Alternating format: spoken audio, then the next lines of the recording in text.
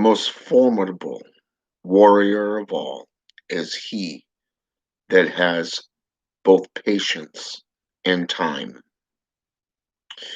Greetings, ladies and gentlemen. It is your favorite dark sorcerer here. And today I want to discuss with you culture and magical practices. First thing you have to understand is these two things do not coincide. Culture is like the church. They're not going to accept a practitioner, just like a practitioner is not going to accept limitations placed on them by the culture or the church. So, what does this mean? What can you do as a practitioner? Well, let's take a look at this for just a moment. Throughout the Grimoire systems, such as the Grand Grimoire, the Black Pellet, the Red Book of Appin, the Grimoire of Armadale, the Sacred Magic of Abramelin the Mage. What do all these have in common?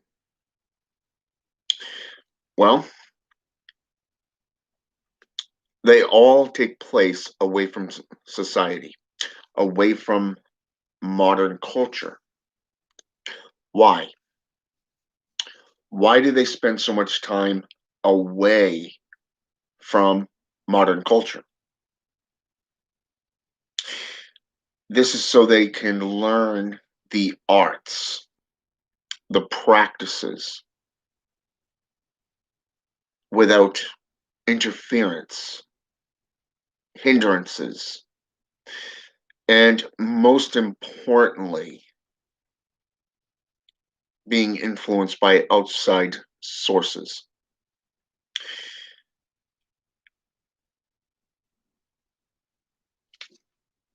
In the Black Pellet, the story goes that a photographer, somebody who takes photos during, I believe it was around 1917, World War One, in Giza.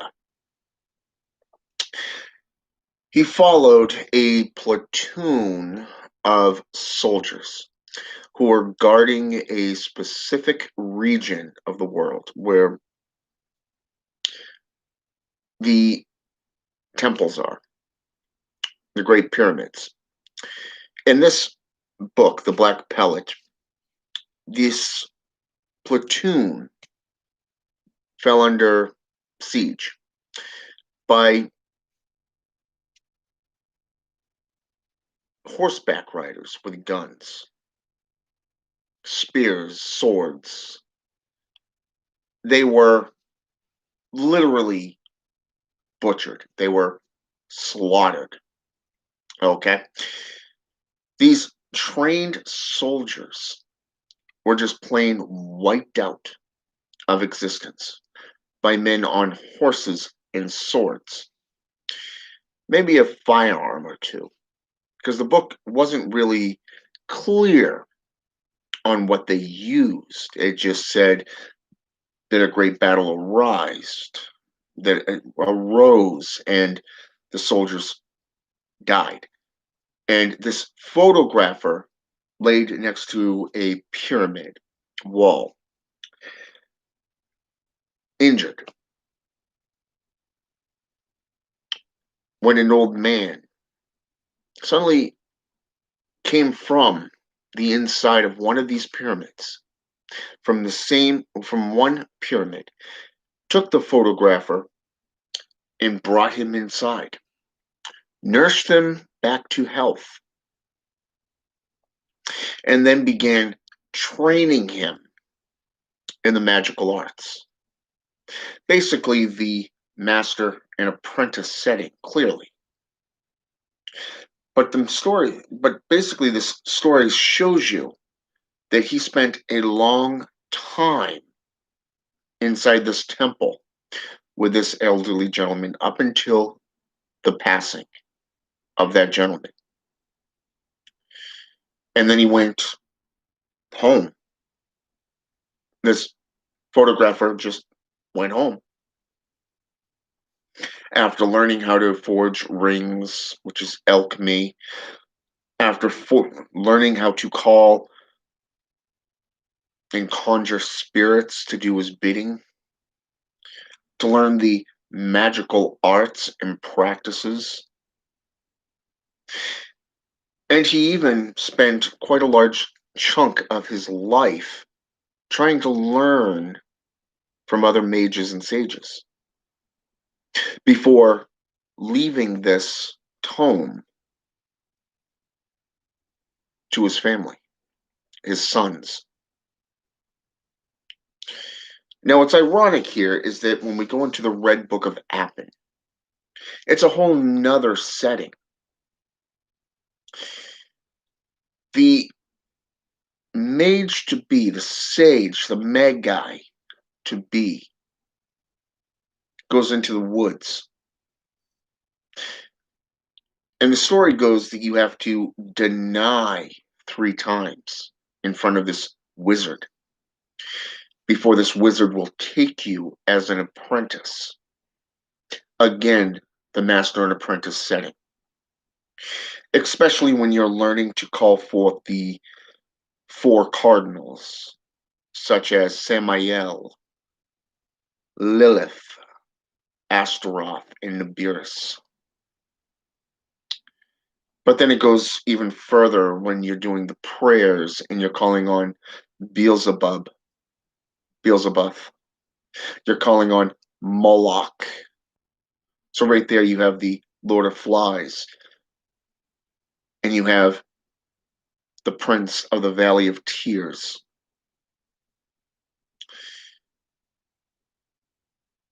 Incorporated with these other spirits such as Astaroth. Other stories show where these magi to be would lock themselves for days, weeks, months, even years to learn the magical practices required. Now, you remember that phrase that I quoted at the beginning of this video? The greatest warrior is that of time and patience. Time and patience. As a practitioner, you shouldn't be in a hurry to master all things. That comes with time. The patience aspect is simply to sit down, study the material, experiment with the material, and try to master it. You see, that quote comes from a book, a Russian classic nonetheless, called War and Peace. You see, this book deals with the political and inner court of a 17th century European foundation. I'm talking nobles, I'm talking kings and princes, and all the inner court little political backstabbings. The game known as The Art of War by Sun Tzu. Okay? You see, it wasn't just a matter of strategizing.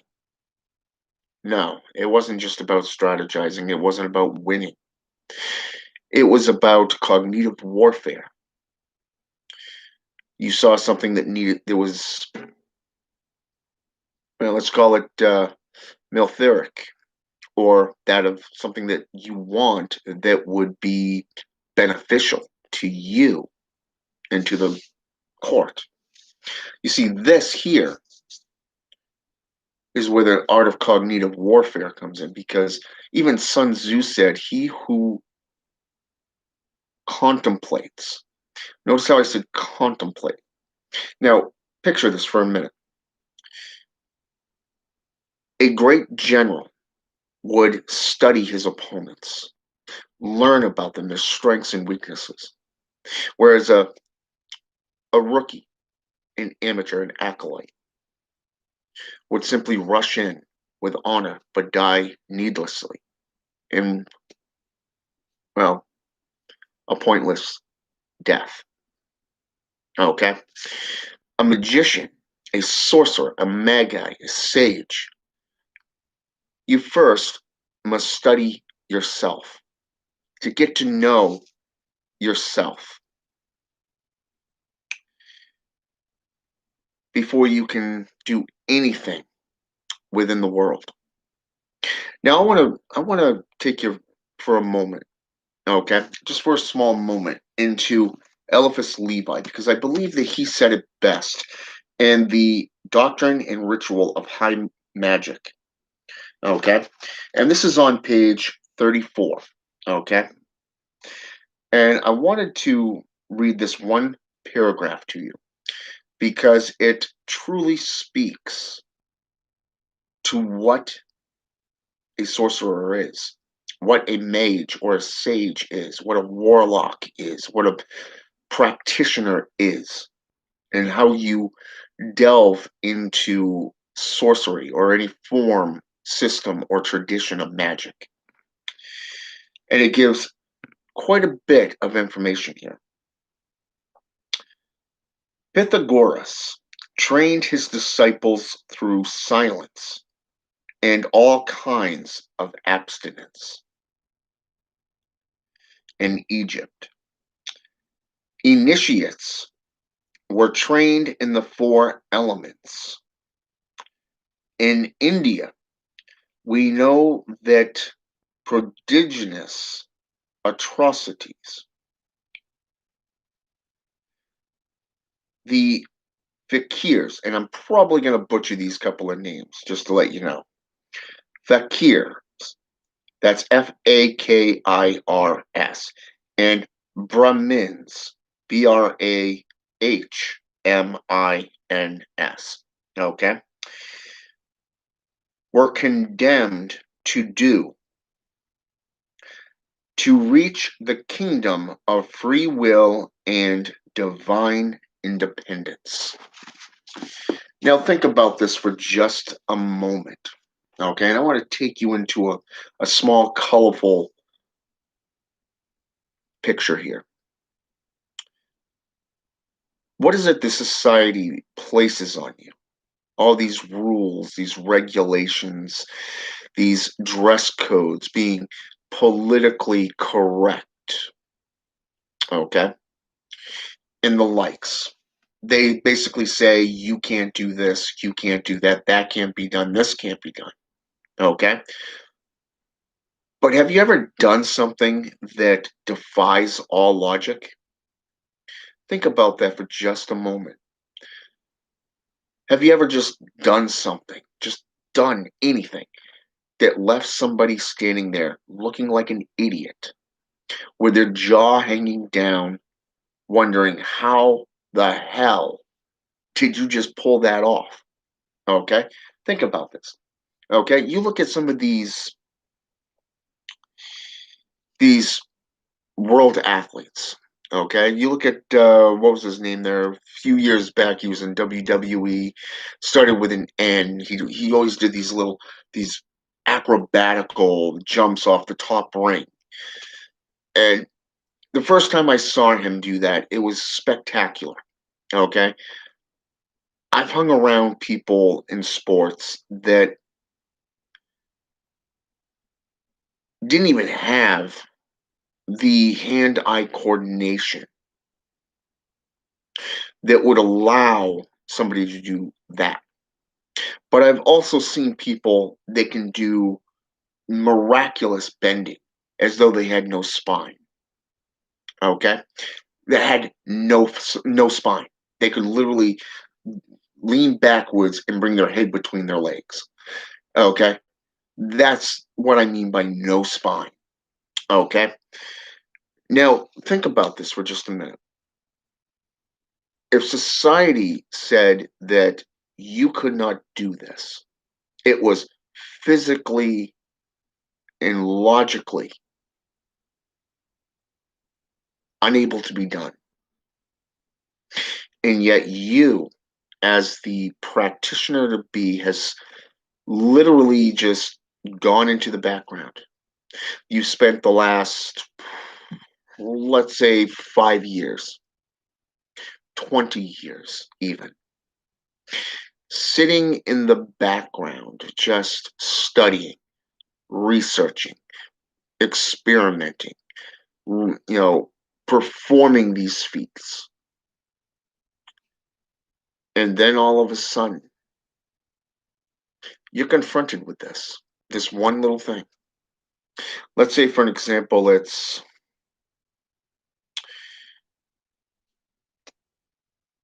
you cannot kick over somebody's head. Let's say spinning hook kick. Okay. Chuck Norris style, kicking right over the head. Okay. Most people can't do that, right? So they would think, oh, that's physically impossible. But if you're quick enough, they'd be like, what the hell was that? What the hell did you just do? You see, that's the mind state of an average Joe and that of a practitioner. You see, when you separate from the culture, you have the free will to look at yourself and ask, who am I? What am I? What do I want to be? And how do I want to go about it? You see, that journey is right here. It starts with you as the individual. And then from there, the change, the alchemical change occurs. You begin realizing what you're capable of doing. There's an old proverb which states, to know thyself is to know thy enemy, and to know thy enemy is to know thyself. You see, the moral point of this is to know thyself is to know how far you're willing to go. And then assume that if you are willing to go, say, all the way, let's say you're willing to, yeah, let's say, for an example, let's say go up against the legal system in a court of law, okay, and literally just put all this evidence forth that will utterly obliterate them, okay, you have to assume that whoever's representing the legal system is willing to do the same, that they too are willing to go that distance. In the old days, if you had a beef with someone, you could simply walk up to them, introduce yourself to them, and look them in the eye and know this is a man that I could drop kick to the curb in a heartbeat. Or this guy is one that you don't want to screw with. Why? Because he's unpredictable. He's got that conviction. He's got that conviction. Okay? Christians love to talk about conviction. They love to talk and force their ways on others. So, how would you go about doing that? How would you counteract this? Know the material better than them. Even their own scriptures says that Satan was once a angel of light. Okay? Basically meaning that he knows the scriptures just as well as you, if not better. Because according to them, he's a liar. He's a cheat. He's a manipulator, a murderer. Even though, when you point out the fact, there's no scripture that tells or says that he's killed anyone. There's no scripture whatsoever that says that he harmed anyone. Okay? And you look at them and you say, where is that in the Bible? You see, right there, you just performed a ritual. You just performed an incantation because you utilized a form of manipulation. You are getting them to think. But more importantly, you've made them realize you're one that is not to be trifled with. You have just made yourself into a threat. Okay? Going into the magical practices is the exact same thing. The first time you do a spell, the first time you come out in public with an amulet or a talisman around your neck, occult propaganda, okay? The first time you come out and say, I am a warlock, I am a witch, you just became the enemy and you will be hated, you will be feared. But this is just an acolyte level. You see, the acolyte level is where you are approached, you are invited to become something more than human, more than the mundane.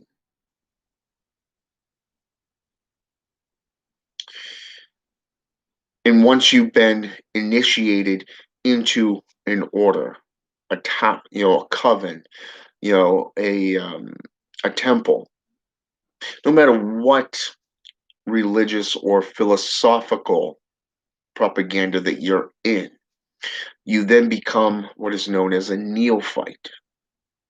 The neophyte level is where you become the student of a more experienced practitioner. And this goes all the way up to what is known as a Grand Master. Okay, the Grand Master is what normally runs the temples. I mean, you look at Christopher Penziak, he has schools running up and down the eastern seaboard. So he obviously would be the Grand Master of his temples.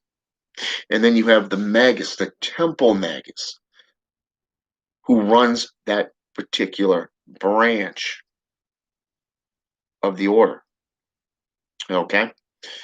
If you are in a coven and there are numerous covens connected to a Grand Master, a Grand Magus, then guess what? You're going to have the same exact setup. This is something for you to expect, which is why instead of taking things at face value, it is always beneficial for you to go out and do your own homework. So far, I have written 3 essays on necromancy. The first one defining necromancy, going back 1,000 years, if not 1,500 years, through mythology and historical and archaeological prospects. Okay. The second one dealing with the spirits, the tools, and the methods that one would utilize to practice necromancy. And the most recent one was on the cults and the priesthoods. Okay. This is something that I've been writing now for the better part of 2 years. Better part of 2 years. Okay. This is what I mean by patience and time. It is something that's going to take up most of your time, which is why distractions such as friends, family, This is all just this is nothing more than a distraction to you as a practitioner, which is why balance must be maintained, okay, between all things. The best time that I have found to read, to study, is after my son goes to bed, because my better half is either doing her homework or she's watching her stuff. So I get to go into my altar room, my inner sanctum, my temple, research, study, practice. I get to do rituals. I get to meditate. I get to commune with the spirits that I'm working with. Okay. This is all things that you, as the potential mage, the sage, gets to do. Okay. This journey starts with yourself. As you begin to learn and to master the four cardinal elements: earth, water, air, and fire. Okay? This is tools that you will be able to learn. Think of them as towers. Okay? The best way that I can tell you is to think of each one of these as a tower. Those of you who have children, let's say, for an example, let's go with the single digits right up into the early teens, the preteens. How many of your kids like the show Avatar? Okay, the TV show, the animated one. Okay, think about this for just a minute. You have an airbender who's already mastered the art of air because that's what he was trained in, right? Now he has to go into earth, fire, and water and master all of those before he can go up against the Fire Lord. Okay. Now, unfortunately, this is not a sci-fi or Hollywood produced lifestyle, because if it was, think about it, it would be like hitting that easy button. Okay? Too bad for us. It takes years of dedicated, committed worship, practice, and study to get to the level that we are at today. Okay? How many times have I said I've been a practitioner for 30 years? The last year and a half to 2 years, there's been a lot of growth, a lot of maturity, especially in my part. Okay. However, the last year, I've been a very dedicated necromancer in training. It's taken me just about a total of 12 months just in necromancy to get to where I am today within this field. I have over 25 years to 30 years within Satanism, witchcraft. I branched out into other arenas and was initiated into these other traditions. Over 30 years of dedicated, committed experience, constant growth, constant maturity. Yes, I've also made enemies, but I've also made friends. Some of them I call my blood brothers and sisters. Okay? Think of them as your inner circle, your coven. Okay? These are the ones that you keep close, because anyone outside of this would be considered and classified as a distraction, a potential enemy.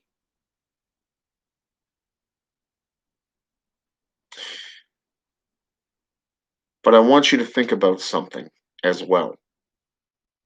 No matter what system of magic that you get into, you will start off as an acolyte before you become a neophyte. And this is for you newbies. I have seen so many newbies over the last few years come in and just suddenly call themselves a magus. Or they utilize a demonic name because they think they will give them respect, power, or look like they're some form of expert. Truth is, you're not. You are an apprentice. If you're not an apprentice to an elder within your chosen field, then you are an apprentice to the spirits that you serve, that you call upon, that you commune with. Either way, you are the apprentice. You are the acolyte. You are the neophyte. You are the adept. Okay? And this goes from the beginner all the way up to the expert. And yes, I'm referring to the Grand Master, the Grand Elder, the Grand Magus of whatever field you're into. This is something for you to take to heart. It is not to discourage you. Someone like myself or somebody far more adept than I, let's say, for example, Alistair Notch, if you're into Satanism, he's been practicing for 35 plus years. 35 plus years. I mean, think about that. 35 plus years. He ran his own coven. He now has his own YouTube web page. He has a page on Facebook. He has over 10 books. I think he has what is it, 10 books and the 11th is a notebook, if I remember correctly. It's like a journal.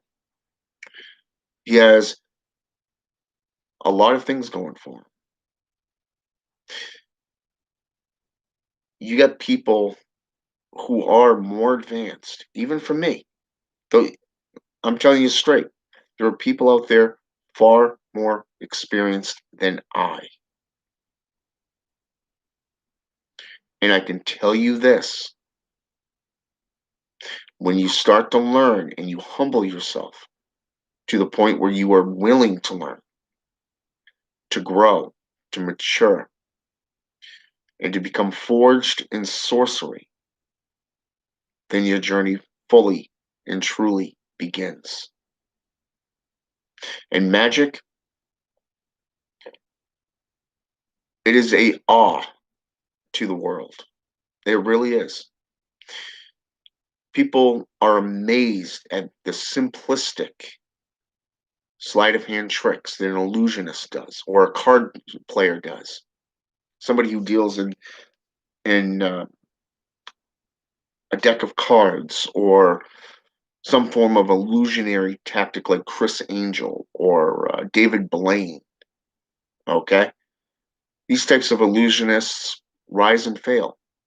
Now, personally, I'm not a big fan of David Blaine. I find him to be just another overzealous individual. However, Chris Angel, he's a whole nother ballgame there. That boy's got talent. And yes, you heard me right. He got talent.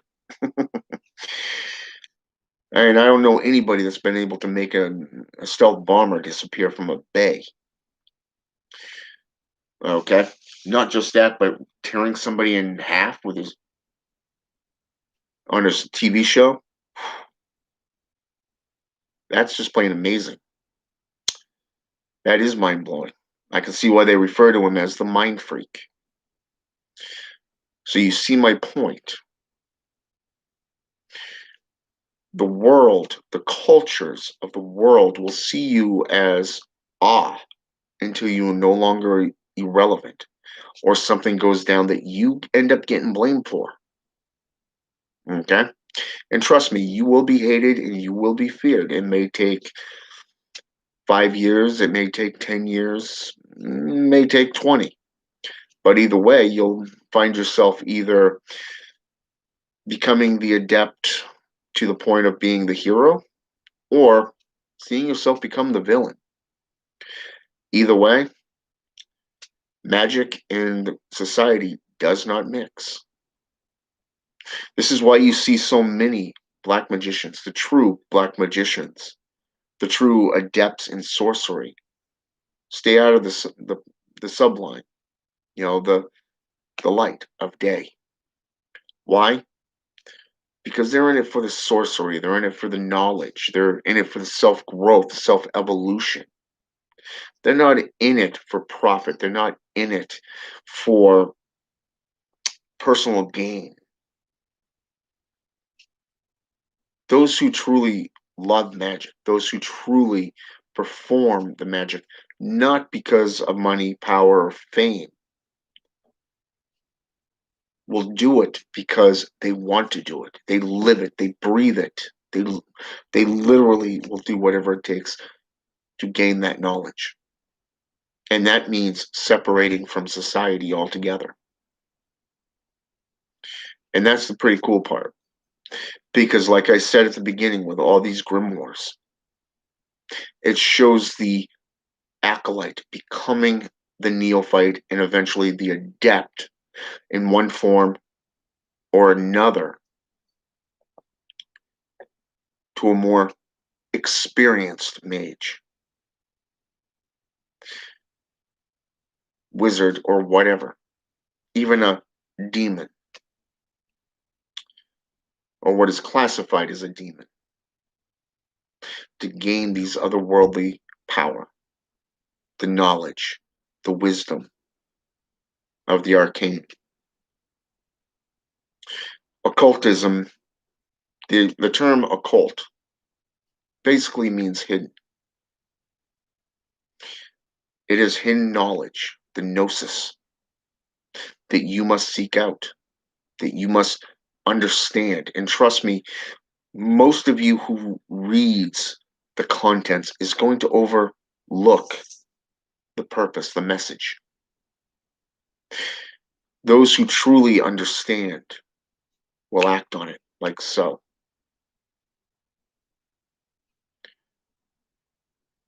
But it is something that takes time and patience. A demon is not going to come forth in your first, second, or third attempt at invocation or evocation. It takes experimentation, it takes time. Most of the rituals that I've done where I've tried summoning a spirit, some of the time it's they want to see what I'm capable of doing, what I'm willing to do. Like Zaniel from the Grimoire of Armadale. He's known as the teacher of witchcraft. Okay? And what's interesting is that when you work with, say, Mephistopheles, an old Mesopotamian deity, he'll help anyone for a price, but he's also known as a trickster.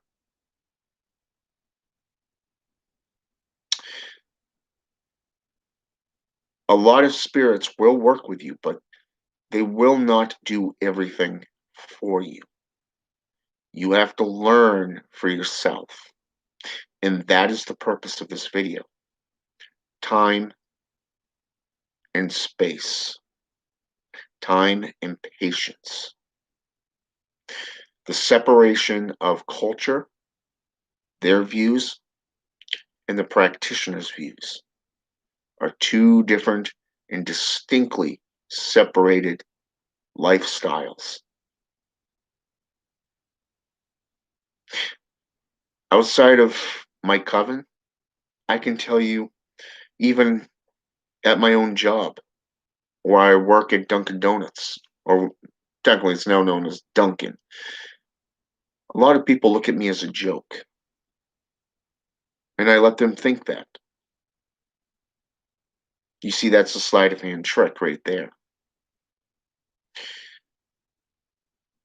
The point is, they know I'm a practitioner. A lot of them don't believe in it. But those who have seen, truly seen, know.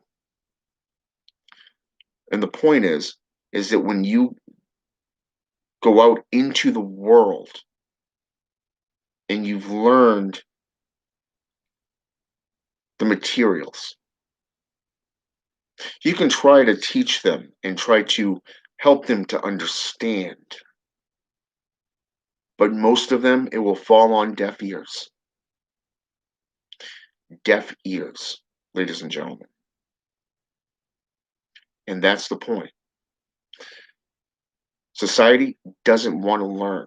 They don't want to evolve because they're stuck in stagnation, believing only what they're told and what they're led to believe. They're limited through their laws, to which they hide behind, like cowards.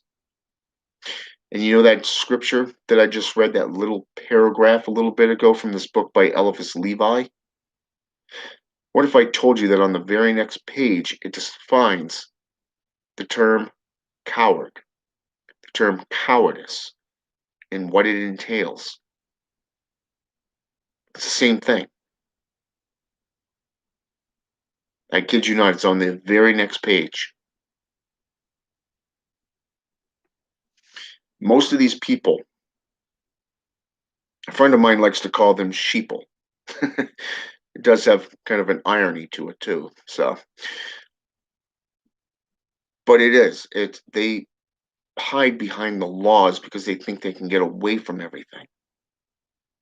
And when it comes to sorcery, you're always going to be feared and hated. Again, the separation. And that is what takes a toll on most of the practitioners. And that is why the left hand path is literally and utterly a path of solidarity. It is not, as a friend of mine once said, it is not a path for the faint of heart.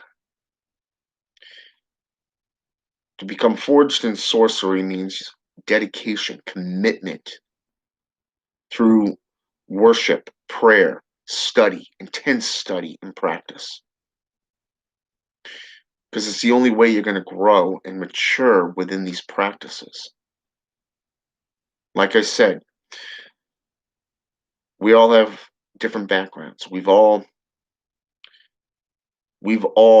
grown in our own way. But not all of us are going to make it. Some of you are just going to flunk out, as they say. Others will succeed. You have to find what works for you. Sorcery is about you. It is about you as the practitioner, the individual. What you make of it is what you get out of it. What you put in is what you get out. More so. More so. Practicing sorcery is better done in the dark, without hindrance, without interference. If you do perform some form of ritual, I will tell you this, it's best not to speak on it, especially if you're doing it against somebody else, because you'll give them the time to defend themselves, or to go to somebody who will be able to defend them. But again, it comes down to you and what you're seeking to do. But the point here is that culture and the magical practices do not coexist. They do not have any form of relationship. Not in today's age. In fact, if you go back 1,000 years, you're still going to see the separation between church and state. You're going to see the difference between the left-hand path and the right-hand path. Why? Because you have those who believe that only priests are going to be able to be uncorrupted by the devil's works. And on the other hand, you have those which will utilize sorcery just to literally grow, to mature, and to defend, to heal. I believe it was Nicholas Remy who wrote in chapter 1 of his book Demonology. And this was I want to say, a 15th century practitioner of Christianity. He wrote, three powders were found on these practitioners: black, which was to kill; white, which was to heal; and an amber color, which was to make sick. And it was said that this knowledge was given to them by devils. Well, if alchemy is considered to be the devils that they speak on, then okay. But if you're not afraid to stand alone, by all means practice. But don't make the mistake of thinking that you can walk both lines, on both sides of that line. There's a very well known quote that was repeatedly told to me years ago. And it comes from the new chapters, I guess you can call it. Trying to think of the word here. Not the Old Testament, but the New Testament. And it says that you cannot serve two masters. And this is something that I tried to defy years ago, until I came to terms with the fact that you can't walk in two worlds. You cannot walk in the JCI world or that of the culture and still be a practitioner of devil worship, of Satanism. I did this for years and it left me literally in ruin because I was walking both sides of the line, never making that choice. And what's ironic is that when I lived in Tucson, Arizona, I had a Brujo look at me, and the way she put it to me was I was straddling over a double-edged sword, and if time ran out, I'd be split in two and cease to exist. I didn't understand then what she meant until I made that choice, when I finally hit rock bottom and was forced to make that choice. Life or death. Life or death. Walk in their world and live daily as though you're dying from a slow strangulation process of rules, regulations, and,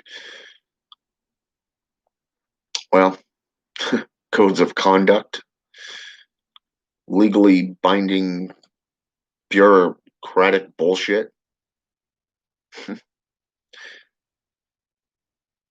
or to become a practitioner and fully immerse myself. When I made that choice, that's when things started clicking.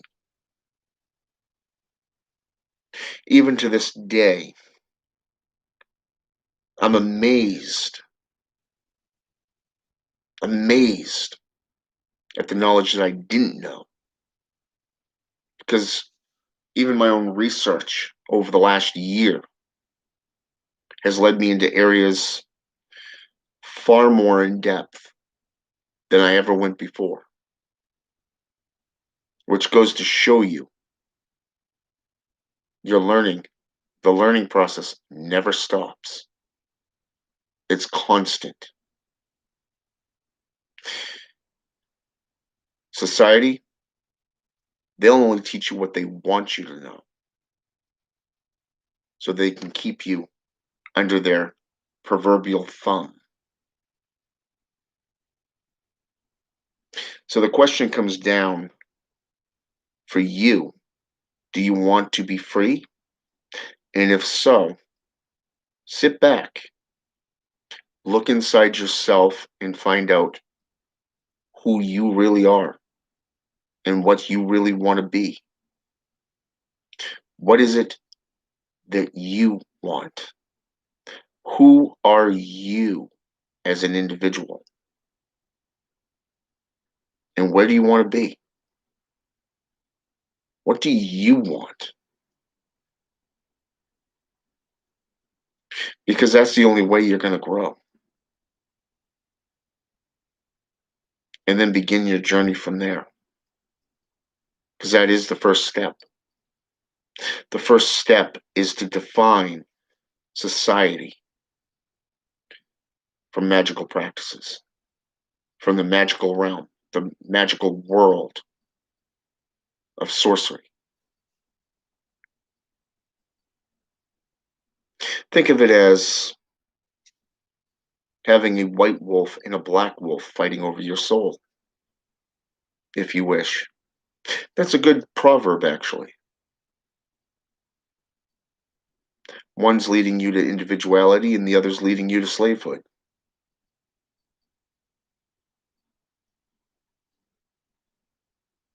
You see the point.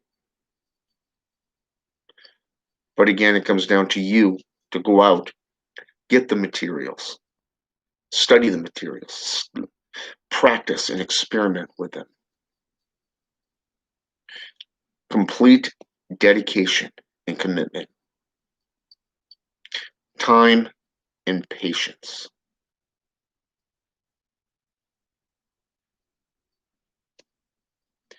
I hope this has been intellectual. I hope it's been enlightening. And until next time, I'm out.